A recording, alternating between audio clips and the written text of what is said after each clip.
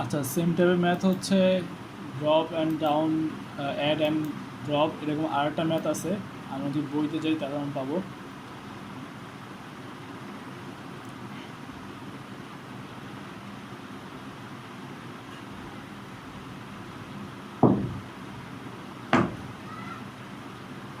আচ্ছা, adding and dropping এই ম্যাথটা। আচ্ছা, এইখানে যে বেসিক যে কথাটা বলছে সেটা হচ্ছে আমি বলে দিই। সেটা হচ্ছে তাদের হচ্ছে প্রোডাক্ট লাইন আছে একটা। তো প্রোডাক্ট লাইনে প্রোডাক্ট কটা? প্রোডাক্ট লাইনে প্রোডাক্ট হচ্ছে তিনটা।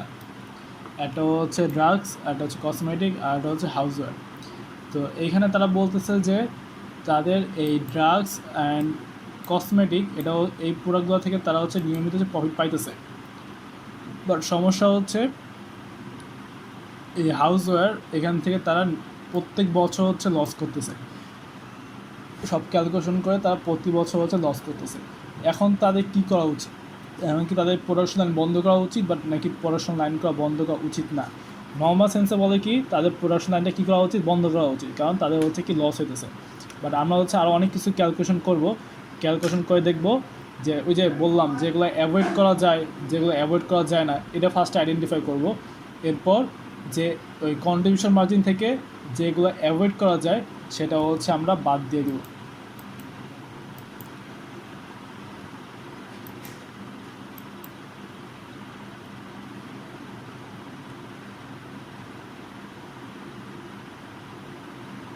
আমরা হচ্ছে আগে একটা থিওরিতে সেম জিনিসটাই পড়ছিলাম, যে প্রথমে হচ্ছে আমরা দেখবো যে তার প্রোডাকশন লাইন বাদ দিয়ে তার প্রফিট বাড়ে কিনা, আর পরে কী করবো কন্ট্রিবিউশন মার্জিন থেকে তার যে কস্ট ফিক্সড কস্টগুলো অ্যাভয়েড করা যায়। আর এটা কিন্তু ভেরিয়েবল এক্সপেন্স বলে না, কিন্তু বলছি ফিক্সড এক্সপেন্স। যে ফিক্সড এক্সপেন্স আবার দুইভাবে ভাগ করা যায়, অ্যাভয়েডেবল আর নন অ্যাভয়েডেবল। যেগুলো অ্যাভয়েড করা যায় সেগুলো হচ্ছে আমরা বাদ দিব। এরপর দেখবো যে তার আসলে লাভ লস কী হয় আসলে।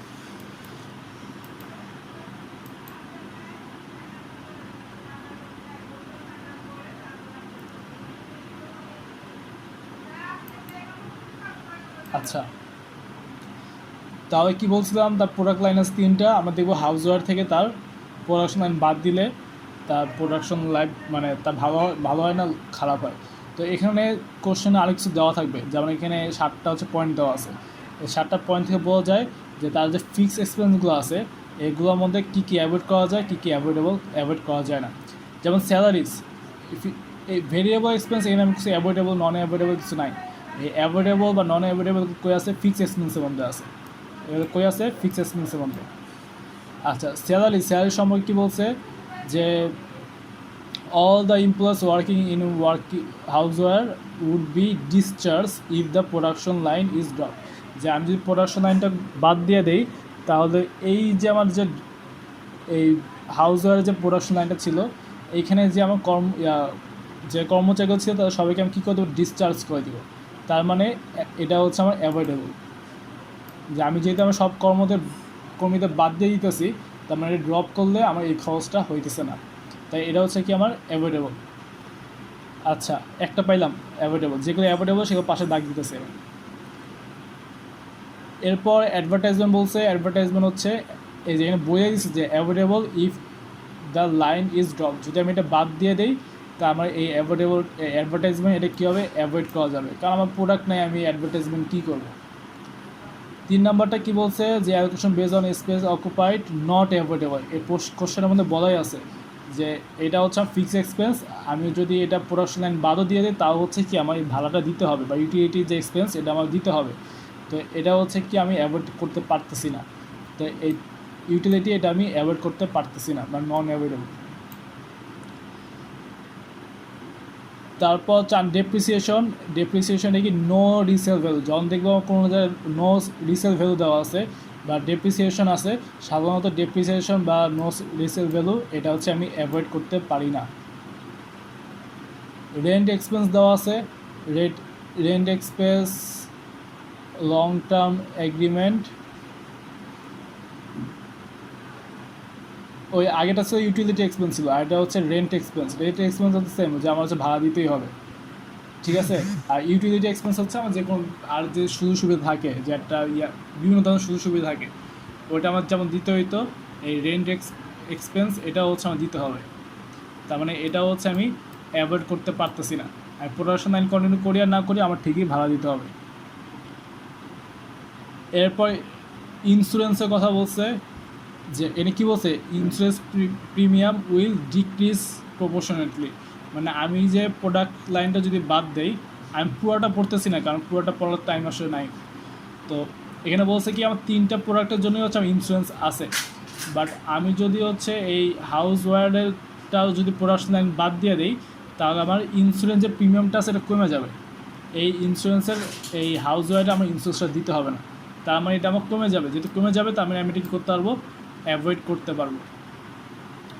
Generally represent the cost of accounting which are allocated the product line and the basis of the dollar, and the cost will not change if the house line is dropped. মানে এটা যদি আমি change করি, cost will not change, কোনো প্রকার change থাকবে না। তার মানে আমি এটা কী করতে পারতেছি না, অ্যাভয়েডেবল করতে পারতেছি না। তো আমার তো মেইন কথা হচ্ছে যে আমি হাউস ওয়্যারেরটা আমি প্রোডাকশন লাইন করবো কি করবো না, তার মানে এই দুইটা হচ্ছে বাদ। আমি যখন ডিসিশন নিব তখন আমি এই দুইটা নিয়ে কোনো সিদ্ধান্ত নিব না, সিদ্ধান্ত নিব কোনটা নিয়ে, হাউস ওয়্যারে।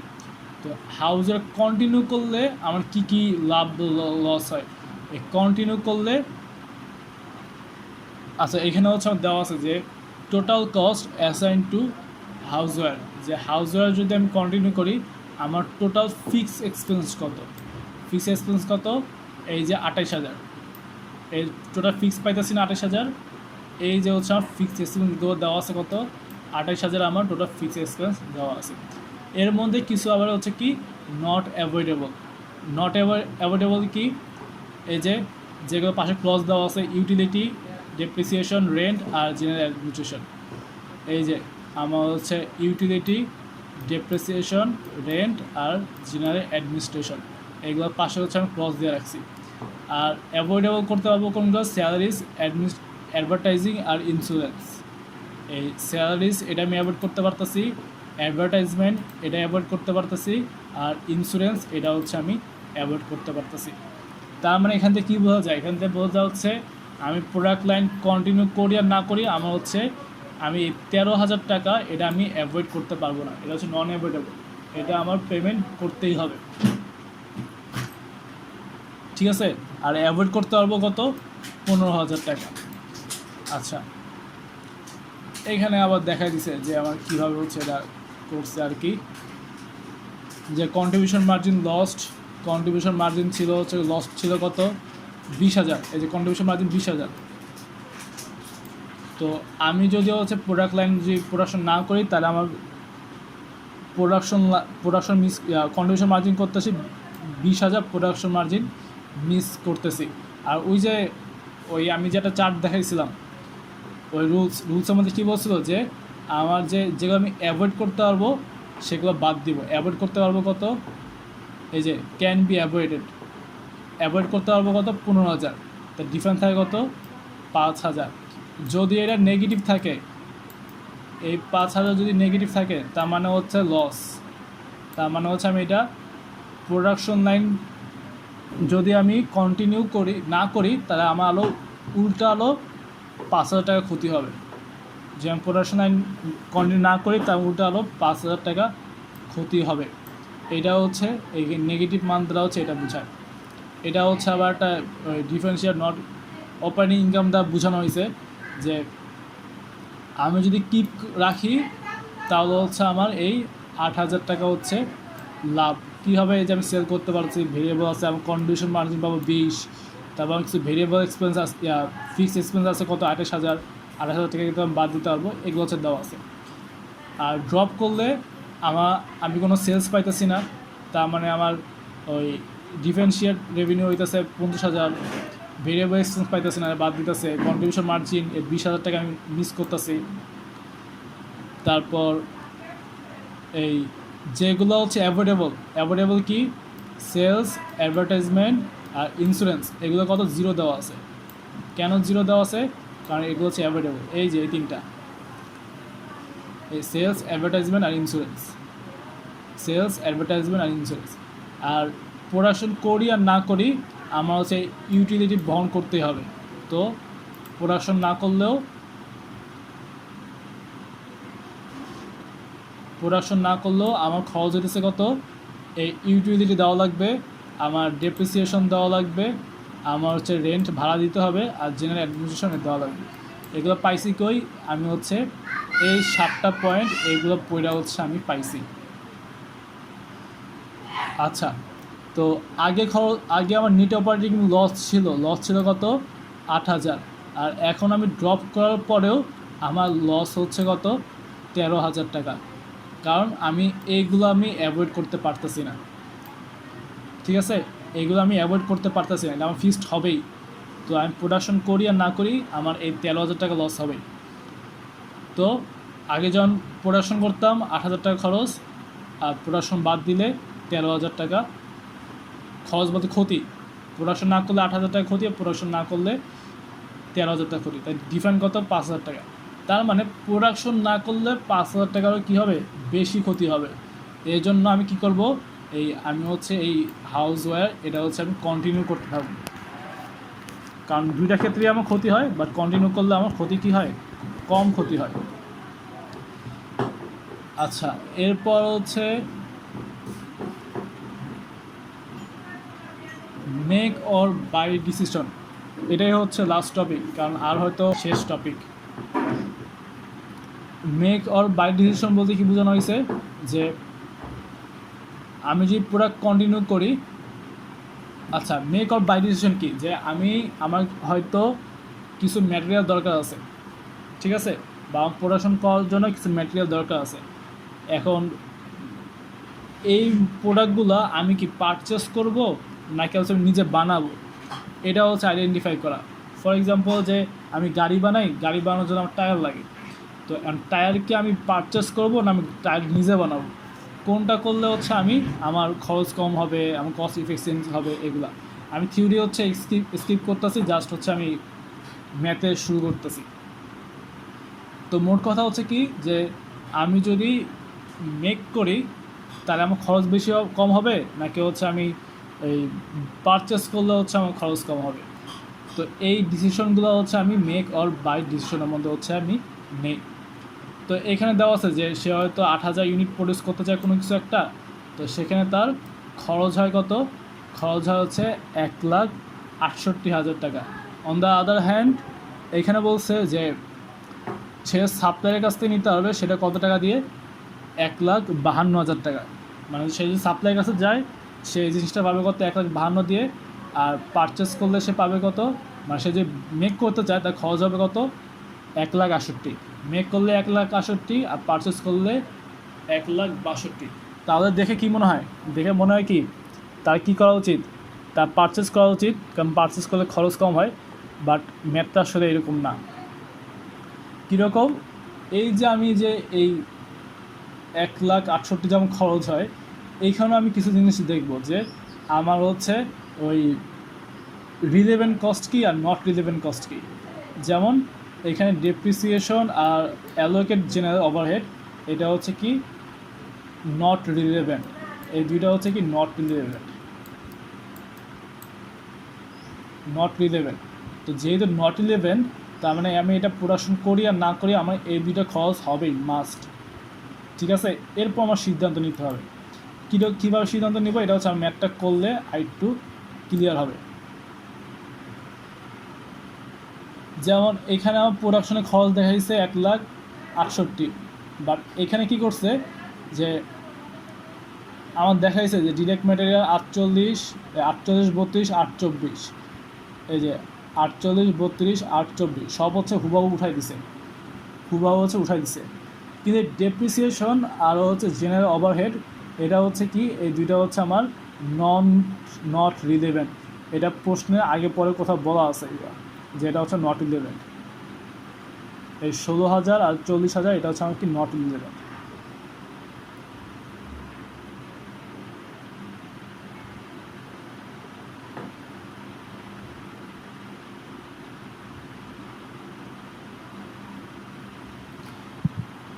আচ্ছা, তোরা যদি খুঁজে হয়তো পাবি, বইতে কোথাও দেওয়া আছে 16,000 8,000 হচ্ছে নট রিলেভেন্ট।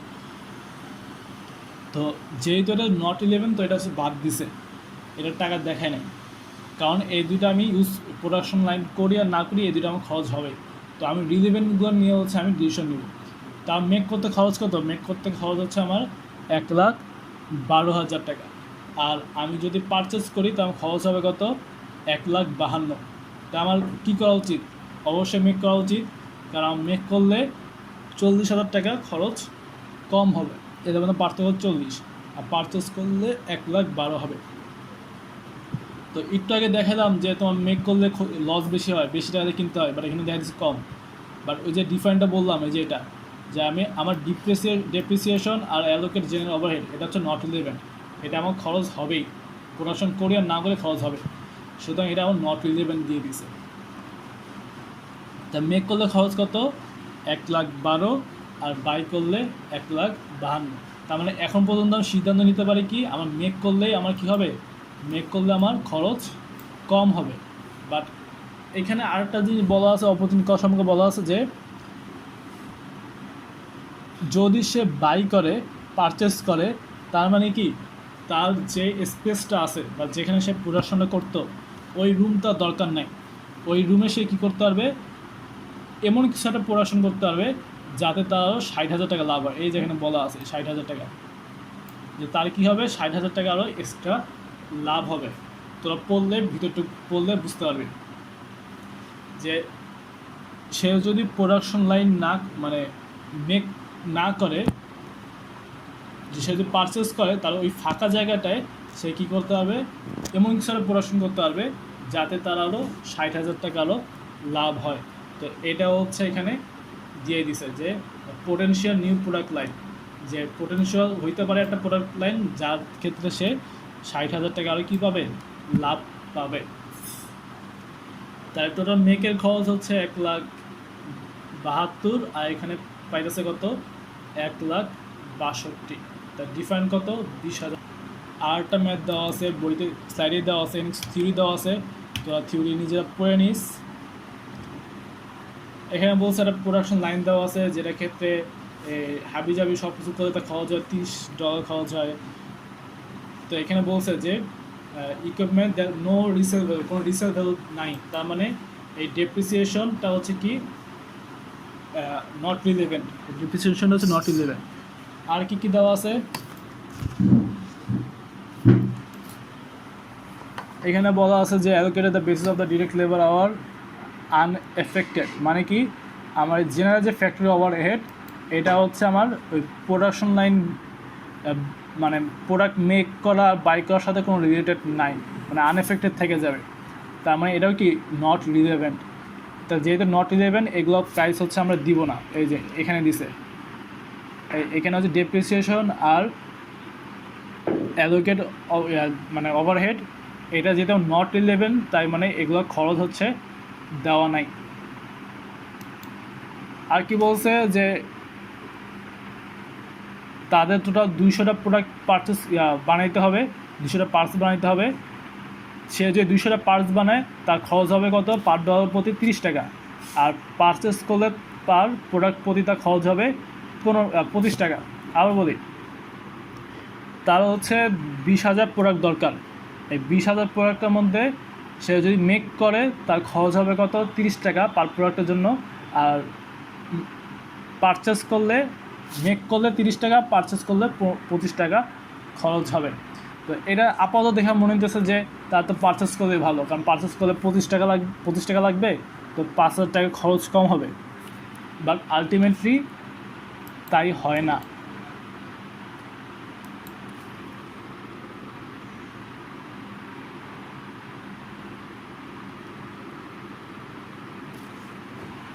যেমন এইখানে হচ্ছে আমার দেখাই দিচ্ছে যে আমার যখন আমার 30টা প্রোডাক্ট থাকে, যে কস্ট অফ 20,000 ইউনিট মেক করলে আমার খরচ হয় কত? 3,40,000 টাকা খরচ হয়। কেন 3,40,000 টাকা খরচ? কারণ আমি এখানে দুইটা জিনিস বাদ দিছি, এই অ্যালোকেট জেনারেল ওভারহেড আর হচ্ছে ডেপ্রিসিয়েশন অফ ইকুইপমেন্ট, এই দুইটা জিনিস বাদ দিছি। বাদ দিলে আমার খরচ কত? 3,40,000। আর আমি যখন 25 টাকা করে মেক করব তখন আমার খরচ হয় কত? 5,00,000। তার মানে মেক করলে আমার কি আমি 1,60,000 টাকা বেনিফিট পাইতেছি। বোঝা গেছে? তো এটাই হচ্ছে এখানে বুঝাইছে। এটা হচ্ছে এরপর বিভিন্ন কিছু বলা আছে যে সাঙ্ক কস্ট কথা বলা আছে, যে আমি যেগুলো সাঙ্ক কস্ট আছে, যে আমি the cost of include the buying the equipment, equipment যেহেতু করছি এটা তো আমার সাঙ্ক কস্ট, তো ডেপ্রিসিয়েশনটা এটাও কি সাঙ্ক কস্টের আন্ডারে পড়ে গেছে। তো এটা হচ্ছে আমার এখানে ডিসিশন মেক করতে কোনো হেল্প করবে না।